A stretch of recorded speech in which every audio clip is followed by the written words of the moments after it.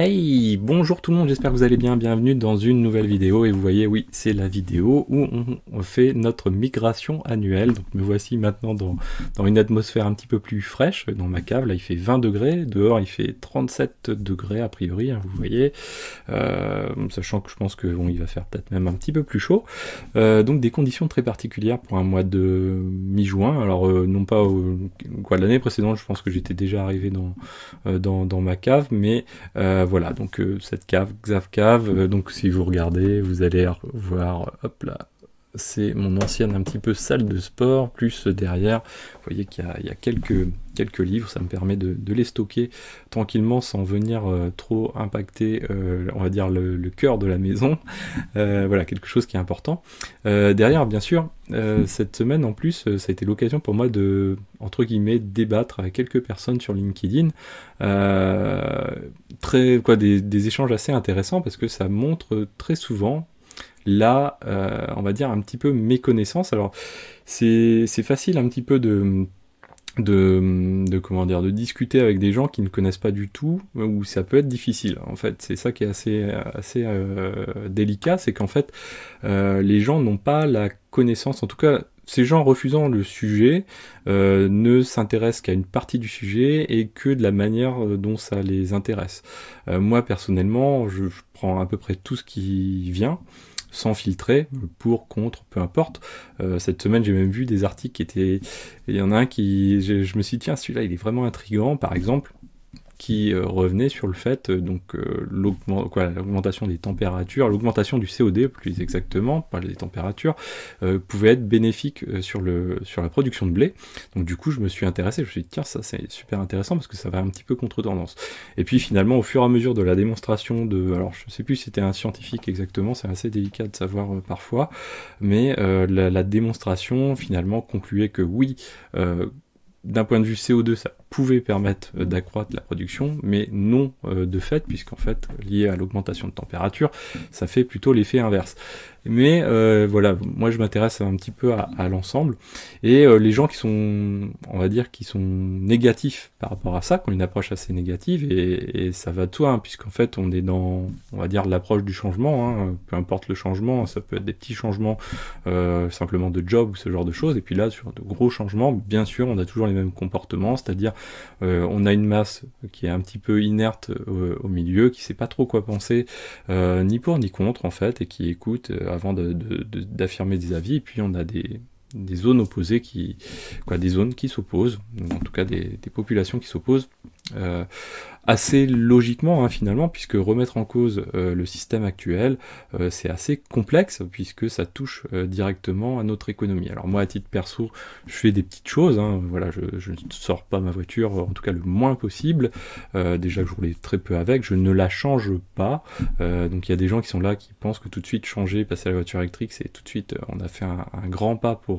le climat et pour la biosphère. Alors pas tout à fait, hein, puisqu'en fait, ce qu'il faut, c'est s'intéresser. Alors malheureusement, le débat sur la température et le changement climatique au sens évolution des températures, beaucoup de gens s'y intéressent, mais ça met un voile en fait sur d'autres problématiques, hein, à savoir que les scientifiques des scientifiques, ça fait plusieurs dizaines d'années qu'ils s'intéressent à ces sujets-là, et on parle de 9 limites planétaires, avec notamment les cycles bio-géochimiques, hein, c'est pas rien, quand on parle de cycle bio-géochimique, on parle du cycle de l'eau, du cycle de l'azote. Rappelons que et c'est d'ailleurs pour ça que sur d'autres planètes on n'a pas encore trouvé la vie, les conditions sine qua non à la vie sur Terre, et notamment à la vie de l'espèce humaine et à l'évolution de l'espèce humaine, pour en arriver là où on est, c'est des conditions très particulières. C'est une eau avec une certaine composition, une atmosphère avec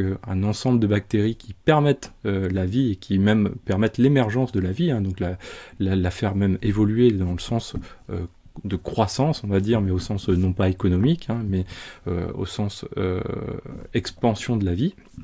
Et puis par ailleurs, c'est également bien tout simplement des facteurs qui se rencontrent. Alors je sais qu'il y a un terme très précis pour ça, je l'ai pas retenu, que j'avais vu dans une interview d'un scientifique. Il y a un terme extrêmement précis qui fait que pour avoir un être donné, il faut, par exemple, si on a un dinosaure, par exemple, on va dire vert, hein, très très macroscopiquement, ça veut dire qu'il faut qu'il y ait auparavant un dinosaure à point rouge et un dinosaure à point bleu qui se rencontrent pour donner ce dinosaure vert. Donc c'est un ensemble de facteurs complexes qui permet ces choses-là. C'est exceptionnel, c'est vrai que on peut se targuer de cette chance-là, hein. C'est vrai que l'espèce humaine et la Terre, la biosphère telle qu'elle est exceptionnelle, puisqu'on se rend compte que finalement sur aucune autre planète on retrouve ça. Alors d'ailleurs, même les gens qui veulent terraformer Mars, c'est quelque chose qui est très très complexe à faire, hein,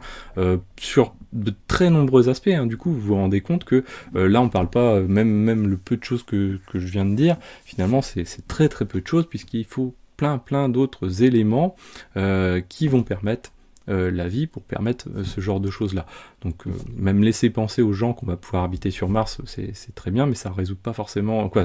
Il faut s'intéresser beaucoup plus à un ensemble de problématiques, ne serait-ce que d'y aller, de revenir, enfin bon, bref, peu importe. Donc voilà, des débats très intéressants, et alors j'ai été étonné même cette semaine de pouvoir d'avoir un bref échange avec une personne, alors qui est d'ailleurs dans notre domaine d'activité, assez intéressant parce que c'est une personne qui est architecte, je me suis dit, mais comment cette personne-là peut être architecte en étant aussi sur des idées aussi antérieures que celle-ci, c'est-à-dire que la personne remettait tout simplement en cause le lien entre le changement climatique et l'espèce humaine, en citant la NASA. Alors, bon, malheureusement, cette personne n'est pas forcément au fait des choses, en tout cas d'aujourd'hui, et c'est vrai que c'est ça qui pourrait être sympa, c'est qu'avec Internet, on pourrait peut-être même retrouver des articles d'il y a 20 ans, où finalement, à l'époque, on pouvait trouver des arguments pour assez facilement, je pense, défendre ce contexte-là. Depuis, les choses ont fortement évolué, hein. D'ailleurs, la NASA, si on prend la NASA, voilà, hein, ils ont même une branche dédiée au changement climatique, hein, des climatologues, notamment. D'ailleurs, la personne me disait, voilà, ça n'a pas été démontré par A plus B, cet élément-là. Alors, bien sûr que si, malheureusement, hein, puisqu'en fait, c'est un métier a émergé depuis ces dernières années, hein, c'est le climatologue, ou paléoclimatologue, pour ceux qui vont encore un petit peu plus loin dans le passé. En France, on a une leader dans ce domaine-là, hein, Valérie Masson-Delmotte, qui est très très intéressante à suivre, hein, d'ailleurs, je vous invite à le faire, à suivre de différentes manières, qui publie des éléments assez intéressants, puisqu'elle dirige un des groupes du GIEC, donc un des groupes dédiés au suivi du changement climatique. D'ailleurs, le GIEC, vous pouvez retrouver ici son site web, donc en anglais on est sur IPCC, et derrière vous avez une très bonne citation d'ailleurs qui est extrêmement intéressante: pour ce qui est de l'avenir, il ne s'agit pas de le prévoir, mais de le rendre possible. Et ça, je trouve ça voilà, très très intéressant. C'est une citation d'Antoine de Saint-Exupéry, et là où c'est intéressant, alors là on est sur les cartes qu'on peut retrouver actuellement avec, alors là on n'est pas sur une carte de température, mais si on regarde la température, hop là, on va retrouver la température ici, voilà. Vous voyez qu'on a des choses qui sont intéressantes, alors notamment le GIEC l'explique très très bien, c'est le fait que le réchauffement climatique, ce n'est pas quelque chose de localisé, c'est quelque chose de global et à impact global et non déterminé. C'est-à-dire qu'on aurait pu se dire, il y a 20 ans à peu près, c'est ce qu'on se disait, c'est que le réchauffement climatique, ça va faire qu'une chose, c'est que l'homme va juste avoir besoin de remonter un petit peu plus haut dans l'hémisphère, même s'il y a une limite quand même, à un moment, on ne pourra pas remonter beaucoup plus, voire même, pourquoi pas, cultiver au Groenland, etc. Et puis finalement continuer à vivre sa vie. Malheureusement, le comportement n'est pas celui-ci, hein, c'est beaucoup plus complexe que ça, avec notamment on va dire la fuite, en tout cas la perte des zones tempérées, notamment où on se situe en France, c'est-à-dire qu'on va se retrouver avec des zones qui finalement, au lieu d'avoir des températures relativement faibles l'hiver mais tenables, et relativement chaudes l'été mais tenables, eh bien on va se retrouver avec des changements beaucoup plus importants, et du coup avec un impact beaucoup plus important sur la vie sur Terre, tout simplement, hein, puisque c'est valable à la fois pour tout simplement les espèces végétales, hein, donc tout ce qui nous alimente, hein, les céréales, etc. C'est valable aussi pour l'être humain. On n'est pas fait non plus pour vivre des chocs thermiques trop importants. Après, l'avantage de l'espèce humaine, c'est qu'on peut s'adapter un petit peu, en tout cas dans une certaine mesure, hein. C'est-à-dire l'hiver on va pouvoir mettre quelques couches supplémentaires, et l'été bien peut-être trouver un petit peu d'ombre, en tout cas plus, et peut-être isoler plus des bâtiments, moins sortir, ce genre de choses. Néanmoins ça impacte l'échelle globale de la biosphère, c'est-à-dire que si vous regardez quelques études scientifiques, etc., vous allez vous rendre compte que par exemple en termes du fonctionnement des bactéries, ça va changer beaucoup de choses. Vous allez avoir des bactéries qui auparavant avaient la chance de trouver beaucoup d'hôtes pour les accueillir, et puis finalement avec la disparition de la biodiversité sur Terre, eh bien on va avoir beaucoup moins d'hôtes qui vont permettre de les accueillir, et donc ils vont se replier sur l'espèce humaine, donc avec des risques derrière sur ces aspects-là. Donc c'est des choses qui sont au-delà de l'aspect peut-être pessimiste par rapport à tout ça. C'est des choses qui sont extrêmement intéressantes à suivre, hein, quand on s'intéresse à les fonctionnements global au niveau des systèmes. Moi c'est ce qui m'intéresse au-delà de l'aspect purement, on va dire, personnel. C'est essayer de comprendre un petit peu les choses et avoir une réflexion plus intellectuelle par rapport à tout ça. Donc voilà, donc il y a des gens qui interviennent une fois comme ça de temps en temps pour on va dire contredire d'autres personnes. Néanmoins, je pense que ce qui est important, c'est aussi de se faire sa propre idée et de lire des choses à la fois dans les deux sens, hein. Il faut rester curieux aussi de pourquoi on peut penser l'autre chose, même si on a démontré le contraire. Pourquoi ? Tout simplement pour essayer aussi de trouver les rouages qui permettront de faire comprendre aux gens que voilà, les choses ne sont pas si simples. Alors après, il y a le technosolutionnisme, etc. On pourrait en débattre des heures. Les choses sont beaucoup plus complexes que ça, hein. Voilà, parce que voilà, la technologie, ce n'est pas une technologie qu'il faut inventer, hein, c'est de nombreuses technologies qu'il faut réussir à inventer. D'ailleurs, il y a des sociétés qui ont des beaux projets dans ce domaine-là. Ce qui est dommage, c'est qu'il n'y ait pas plus finalement d'investissement dans ce domaine. On parle de licorne à tout va dans la tech, etc. Quand on regarde les finalités de ces sociétés, sont malheureusement pas forcément, on va dire, dans le sens des choses, même si quelques-unes quand même permettent d'y contribuer. Donc dégageons qu'on espère en tout cas que dans les années à venir, en tout cas personnellement, j'espère que les sociétés qui prospèrent beaucoup permettront de dégager des profits et peut-être de s'intéresser un petit peu plus à ces sujets-là, puisque c'est pas le tout de développer de l'intelligence artificielle si on en perd notre propre intelligence.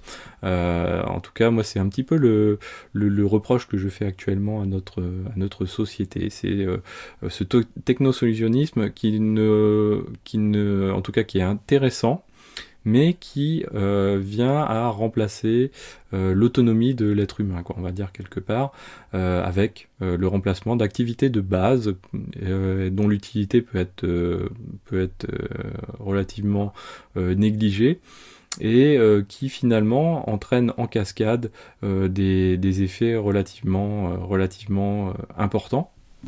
Donc ça, voilà, c'est quelque chose qui est aussi important à prendre en compte. Et puis, il y a aussi les effets rebonds. Alors, je vous invite à aller regarder ce que c'est qu'un effet rebond, mais en gros, c'est dès lors que on cherche une solution, par exemple, par rapport au changement climatique, on peut très bien imaginer une technologie qui permet de solutionner, en tout cas qui donne l'idée d'une solution, effectivement, parce qu'on imagine qu'elle va être cantonnée à une faible population, et du coup de fait à un faible impact, et puis finalement à cause de ce qu'on appelle un effet rebond, eh bien cette technologie, je sais pas, on peut imaginer par exemple quelque chose qui coûte relativement cher au jour d'aujourd'hui, par exemple l'avion. L'avion était quelque chose qui coûtait relativement cher auparavant, et puis en voulant résoudre le problème de la mobilité, etc., on se retrouve avec un coût relativement bas, et du coup, plutôt que de limiter l'utilisation de l'avion, la baisse du coût va avoir un effet qui va faire en sorte qu'on va démultiplier de manière très importante l'impact des avions et des transports qui vont y être attachés. Donc ça, c'est des choses, donc c'est les effets rebonds, c'est des effets auxquels on n'a pas forcément pensé. Dans de nombreuses technologies, notamment dans les choses qu'on recherche actuellement, je trouve que c'est souvent sous-estimé, c'est-à-dire que on se dit, bon voilà, ça va être réservé à telle tranche de population, par exemple, et puis il s'avère que on va avoir quelque chose qui va se développer très largement et qui va avoir un impact beaucoup plus important qu'on a pu imaginer. Par exemple, on pourrait dire, tiens, effectivement, au jour d'aujourd'hui, on est capable de soutenir le fait d'avoir des panneaux solaires.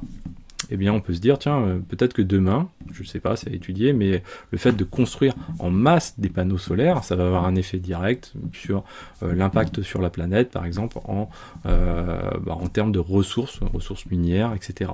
Alors oui ou non, mais en tout cas, ce qui est important, c'est d'étudier en profondeur les choses qu'on n'a pas fait trop jusqu'ici. Et en fait, pourquoi? Parce que tout simplement, quand on est un acteur industriel et économique, l'intérêt n'est pas l'intérêt est de vendre au plus grand nombre possible, bien sûr, et de fait, du coup, de générer des profits. Mais au-delà de générer des profits, ça impacte le fait d'exploiter des ressources. Donc quelque chose qui est très très important à prendre en compte, c'est cet effet rebond qui peut avoir des effets cachés. C'est quelque chose qui est très très important.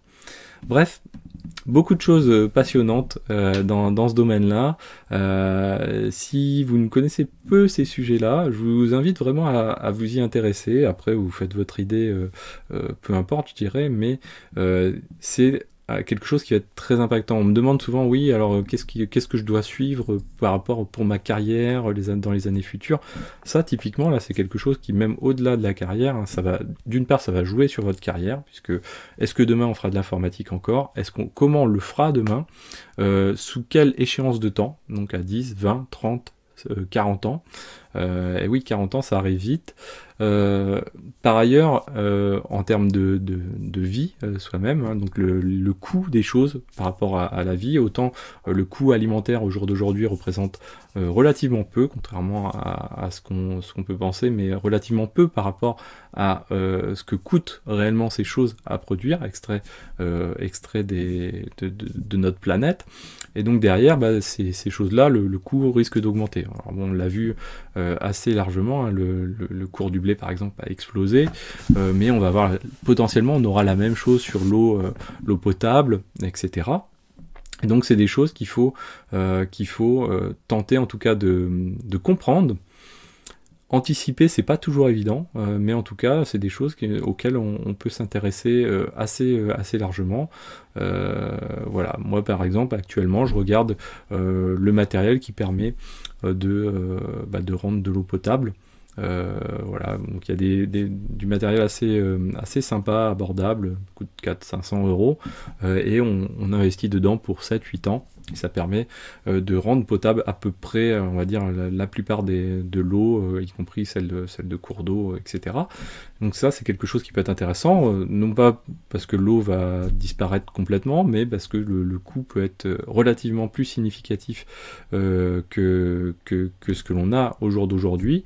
Et derrière, ça va avoir un impact financier. Et derrière, c'est bien de gagner plus, mais il faut aussi dépenser moins, ou en tout cas dépenser mieux. Donc toujours avec pour objectif d'essayer de capitaliser, non pas au sens strictement économique, mais capitaliser dans le sens dépenser son argent avec un rapport efficacité relativement intéressant pour son cadre de vie sur le long terme. Voilà, on peut s'acheter des jeux vidéo, la dernière console si on veut, l'intérêt est extrêmement limité, d'une part dans le temps, le retour sur investissement, lui il est plus que négligeable, hein, ça n'existe pas, voire même ça peut être négatif, hein, c'est-à-dire que plutôt que de passer du temps à faire ça, on pourrait faire autre chose. Après, ça a plein d'effets positifs, hein, effectivement, ça donne des moments sympas, etc. Mais voilà, c'est un ensemble de choses, ça c'est un exemple, et d'ailleurs, voilà, je le sors juste comme ça, sans en avoir même étudié mon propre ressenti par rapport à tout ça. Mais voilà, il faut avoir une approche beaucoup plus intellectuelle par rapport à un certain nombre de choses, et surtout des choses sur lesquelles on n'a pas passé de temps ces dernières années à essayer de les comprendre et à essayer d'y prêter l'attention qu'il faut. Par exemple, l'alimentation est quelque chose de crucial pour nous, pour le fonctionnement de notre cerveau, etc. Eh bien, il faut passer du temps à essayer d'avoir, en tout cas de maintenir une alimentation correcte, et dans le contexte actuel c'est extrêmement compliqué, puisqu'en fait beaucoup de choses beaucoup de cartes sont rebattues, etc. Donc ça, c'est des choses qui sont relativement importantes. De même, l'accès à l'énergie. Je vois des gens qui achètent du gros matériel, des serveurs, même du petit matériel, même comme des NAS, ce genre de choses. Mais l'électricité aujourd'hui ne coûte rien. Demain, il faut pas se le cacher, ça coûtera beaucoup plus cher. Faire venir du matériel de remplacement, des disques, ce genre de choses. Est-ce que les gens ont bien ça en tête? Sur le coup, on se fait un plaisir. Mais est-ce que ça durera? Alors à titre perso, bien sûr, moi je ne fais absolument pas ça, parce que voilà, moi je suis convaincu que tout commence par des petites actions, et que faire tourner quelque chose, faire tourner une ampoule toute la journée, déjà je ne le faisais pas et je n'ai pas été élevé là-dedans, donc faire tourner un NAS à longueur de journée, c'est l'équivalent d'une ampoule, je ne le fais pas, même un Raspberry, je ne le fais absolument pas.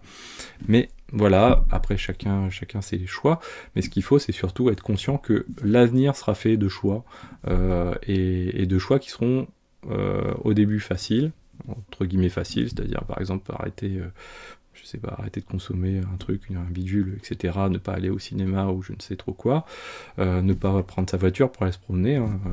D'ailleurs, je pense que beaucoup maintenant ne le font plus, malheureusement ou heureusement, mais en tout cas, c'est des choses qui veulent évoluer, hein. Moi, je sais que quand j'étais gamin, avec mes parents, ça arrivait qu'on prenne la voiture pour sortir, comme on disait, et faire un petit tour, se promener. Bien, ça, bien sûr, de nos jours, pour moi, c'est inconcevable de faire ça. Peut-être qu'encore quelques personnes le font. Encore ce matin, j'entendais des discussions autour de dans la queue de mon primeur favori en faisant les courses, et il y avait des gens qui semblaient plutôt aisés, hein, dans leurs discussions et autour de l'aspect matériel, et on pouvait voir discuter sur des choses, des gens qui sont complètement déconnectés et qui voient, voilà, oui, il fait chaud, il fait beau, ils sont tout contents, ils vont prendre la voiture pour faire 1000 km, et puis aller voir Tartampion 1000 km plus loin, et puis etc. Moi, c'est ce genre de choses que je ne peux plus faire à titre perso. Après, voilà, il faut, pour pouvoir rentrer dans cette démarche-là, il faut être curieux de ces choses-là, en tout cas des enjeux. Et une fois qu'on devient curieux de ces enjeux, bien sûr, ça amène à se poser ces questions-là. Certains ne veulent pas le faire, ce qui est tout à fait, on va dire, compréhensible, hein, finalement. Mais derrière, il faut savoir que l'avenir, si les scientifiques, dans ce qu'ils disent, les choses sont vraies, mais bon, il y a quand même plus qu'une majorité de scientifiques, on va dire, c'est quasi la totalité des scientifiques qui même désespèrent de voir les dirigeants, et pas que les dirigeants, hein, les choses partent aussi d'en bas, agir en faveur de la planète, hein, et pas dans le sens forcément écolo des choses, hein, c'est déjà ne serait-ce que égoïstement penser à la survie de notre espèce, donc les générations à venir, mais aussi nous-mêmes, hein, parce que dans 30 ans, dans 40 ans, les choses seront ce qu'on connaît ce week-end, ce sera vraiment rien à côté de ce que l'on vivra. Donc c'est quelque chose qui est très très important. Voilà, donc j'espère que cette vidéo vous a plu. Moi j'en retiens en tout cas une chose, les aspects positif, malheureusement, hein, de ce contexte-là, c'est l'accessibilité à des connaissances scientifiques qui n'existaient pas auparavant, et ça c'est vraiment très très intéressant. Intellectuellement, ça permet vraiment de s'éclater. Moi je vais quoi, ce que je me disais ce matin, tiens, c'est marrant, je prends des notes pour beaucoup de choses d'un point de vue informatique, mais je ne prends pas de notes sur tout ce que je lis dans ce domaine-là. Et je pense que je vais commencer à prendre des notes, toujours un petit peu à la méthode que j'ai déjà présentée, hein, via des fichiers texte et du Markdown et ce genre de choses, mais en tout cas stocker des choses pour avoir une meilleure, en tout cas mieux retenir les choses. Moi je suis quelqu'un qui n'a pas beaucoup de mémoire, hein, donc voilà, quelqu'un qui aurait de la mémoire, voilà, vu ce que j'ai lu, je pourrais vous faire une belle restitution des choses. Néanmoins, voilà, j'ai pas assez de mémoire pour vous redonner tout ça, hein, et c'est bien dommage, même peut-être, mais voilà. Donc j'espère que cette vidéo vous a plu. En tout cas, bon, les températures vont rebaisser, hein, je me fais pas trop de soucis et ça sera cool. J'espère aussi qu'il pourra pleuvoir un petit peu parce que voilà, pour le jardin et tout, ça fera du bien. J'espère que ça grillera pas trop au point de faire crever un petit peu tout ce qui pousse. Mais voilà, donc je pense que les choses vont se solutionner. L'été, on sait pas trop de quoi il sera fait. J'espère qu'il sera un petit peu plus clément. Et puis surtout, bah, moi je pense aux gens qui vivent en appartement, qui n'ont pas la possibilité de se mettre à l'ombre ou dans des conditions relativement bonnes, hein, en se disant bah voilà, tant pis je fais une croix sur sortir, mais même rester en appartement, il peut faire extrêmement chaud, donc c'est assez compliqué. Moi j'ai la chance d'avoir une cave, ça paraît ridicule, mais c'est quelque chose qui est extrêmement important. Et d'ailleurs petit à petit, ça faisait quelques années où je voyais des gens les fameux survivalistes aux États-Unis où je me disais mais ils sont un petit peu frappadingues quoi, mais bon j'en rigolais, hein, parce que je savais qu'il y avait quoi, il n'y a pas que du faux dans ce mode d'anticipation des choses. Et là finalement, ben, on en arrive un petit peu à ce choix de choses, ou en tout cas de se dire, mais est-ce qu'il faut pas aller plus loin dans la possibilité d'anticiper les choses. C'est assez compliqué, mais il faut pas céder non plus au catastrophisme par rapport à tout ça. Voilà, donc j'espère que cette vidéo vous a plu. En tout cas, voilà, vous êtes de plus en plus nombreux à suivre la chaîne, donc ça c'est cool. Et voilà, donc je sais pas si ce genre de vidéo vous plaît. Dites-moi également si vous rencontrez ce genre de dilemme, ces cas un petit peu de conscience qu'on peut avoir. Alors je sais qu'il y en a pas mal d'entre vous qui sont dans cette situation-là, puis quand j'ai abordé ces sujets-là déjà un petit peu lors des lives, etc., je sais que certaines personnes y sont sensibles. Je sais que d'autres m'ont carrément balayé, et j'ai vu quelques désabonnements quand j'ai fait ce genre de vidéo-là. Je dirais quelque part un petit peu tant mieux, hein, puisque moi je ne fais pas la chaîne pour avoir le plus d'abonnés possible, avoir la plus grande aura possible, etc. Moi j'ai entre guillemets mes valeurs, après elles sont ce qu'elles sont, mais voilà, je pense ce que je pense et je dis ce que je pense en tout état de cause, et je le fais pas pour plaire aux gens, en tout cas. Et je sais que voilà, c'est un petit peu la délicatesse au niveau de YouTube, c'est de se dire voilà, si on veut plus d'abonnés, il faut plaire à tout le monde, hein, c'est comme la politique. Moi je veux pas tomber dans ce travers là. Voilà, donc j'espère que cette vidéo vous a plu, n'hésitez pas à la partager, en tout cas à me dire ce que vous en pensez, et moi je vous dis à très bientôt sur Xavki.